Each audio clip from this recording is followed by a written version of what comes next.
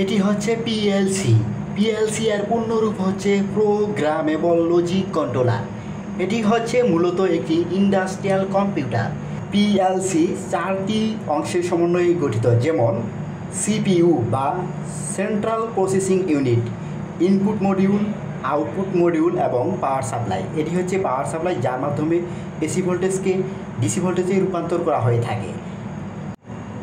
এটি হচ্ছে সলোনয়েড ভালভ, যার মাধ্যমে কোনো নিউমেটিক সিস্টেমে এয়ার সাপ্লাই দেওয়া হয়ে থাকে।